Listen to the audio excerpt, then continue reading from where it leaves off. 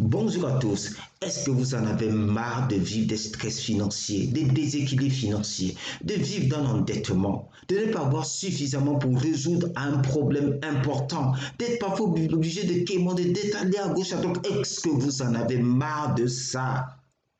Et c'est pour ça que nous faisons cette série sur les lois de l'argent. Aujourd'hui, on va voir la dernière loi de notre série, qui est la loi numéro 6, parce que nous avons déjà parlé de 5 lois.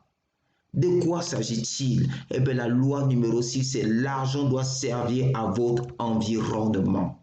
L'argent doit servir à votre environnement. Qu'est-ce que cela signifie? Qu'est-ce que cela implique dans le fait de réussir dans vos finances? Eh bien, c'est ce que nous allons voir ensemble.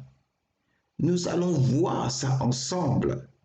Donc, l'argent doit servir votre environnement. Ça dit que vous devez impacter positivement votre environnement avec l'argent. Il y a un danger épargné à l'excès, c'est l'égoïsme, qui peut parfois mener à la peur du manque, au désir d'accaparer.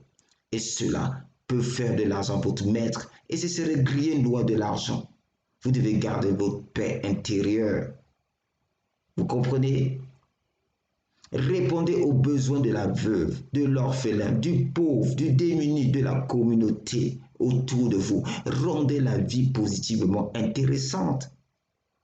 Rendez la vie de certaines personnes beaucoup plus agréable. Donnez du sens à votre argent en changeant les vies.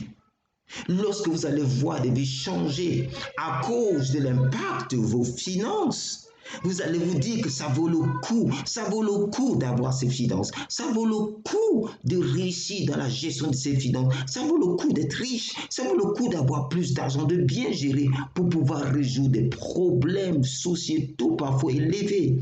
Vous savez que tant que vous n'avez pas une certaine somme, vous ne pourrez jamais résoudre des problèmes à ce niveau-là.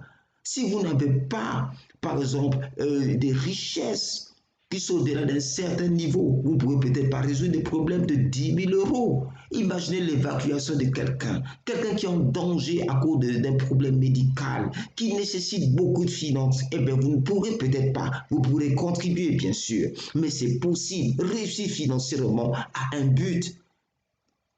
Oui, et ça va vous motiver. Je vous donne ici quelques idées de ce que vous pouvez faire avec vos finances. Je vais vous donner ici quelques idées. Regardez, vous pouvez améliorer votre environnement. Devenez parrain d'un enfant démuni. Ça vous coûte juste peut-être une certaine somme par mois, c'est tout. Achetez des fournitures scolaires à donner dans des écoles pour des enfants démunis. Financer des orphelinats, participer à leur budget. Financer des dispensaires médicaux dans des écoles, créer des centres de réhabilitation pour des personnes qui sont peut-être sous certaines addictions, soutenir des veuves, des orphelins, financer des business pour des personnes qui n'ont pas de ressources, qui aimeraient se lancer dans certaines affaires, relancer un étudiant qui a peut-être abandonné l'école et qui se dit c'est le moment où je vais y repartir, payer les frais médicaux des malades, faire des œuvres bonnes avec amour, avec cette compassion. C'est une grâce, c'est une faveur d'avoir des ressources financières. Vous pouvez aussi vous organiser ainsi et il y a un compte d'épargne qui est dédié tout simplement à aider votre entourage. Un compte d'épargne que vous allez créer mais que vous ne touchez pas, seulement pour aider. Et cela, c'était la 6e loi. Donc retenez-le bien.